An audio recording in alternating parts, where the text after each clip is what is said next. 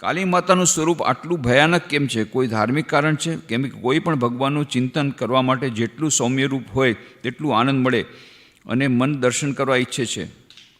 બહુ સારી છે. તમારે જે દેવીની ઉપાસના કરવી એ કરો.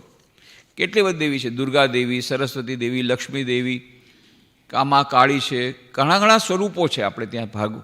હિન્દુ સનાતન ધર્મમાં આ જ વિશેષતા છે કે તમારી પાસે વેરાયટીઝ છે. તમને જે સ્વરૂપ ગમતું હોય એની ઉપાસના કરો. અને તમારી વાત સાચી છે કે સૌમ્ય સ્વરૂપ હોય તો આપણને વધારે ગમે. પણ આ જે મા કાળીનું જે સ્વરૂપ છે એનું આખું એક વિડીયો બનાવેલો છે, તમને મળી જશે કે મા કાળીનું આ જે સ્વરૂપ છે એનું શું છે એ બધું, એના બધાનું અલગ વર્ણન છે.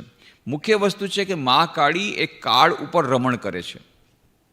કાળ એટલે સમય, અને કાળ ઉપર જે રમણ કરે એનું નામ કાળી. અને દરેકે આ આપણે દરરોજ સાંજના આરતીમાં ગાઈએ છીએ, સૃષ્ટિ સ્થિતિ વિનાશાનામ શક્તિભૂતે સનાતની. જે જગદંબા છે, જગદંબા એ 3 કામ કરે છે. સૃષ્ટિ ઉત્પન્ન કરે છે, સ્થિતિ પાલન કરે છે, અને સંહાર. સૃષ્ટિ સ્થિતિ વિનાશાનામ, આ વિનાશ કરવાનું કામ જે છે મા કાળી કરે છે.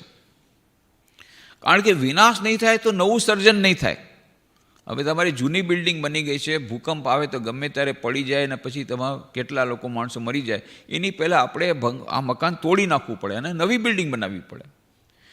આ હંમેશા કામ આ ચાલુ હોય છે જગદંબાનું. સૃષ્ટિ સ્થિતિ વિનાશાનામ શક્તિભૂતે સનાતની. તો આ વિનાશ પણ એટલો જ આવશ્યક છે જેટલી સૃષ્ટિ આવશ્યક. આપણને સૃષ્ટિ ગમે છે, વિનાશ ગમતો નથી. તો ઠીક છે, તમારે સૌમ્ય રૂપ ગમતું હોય તો તમે સૌરભી લો, પણ મા કાળીની પણ આખી વિસ્તૃત વ્યાખ્યા અત્યારે નહીં થઈ શકે.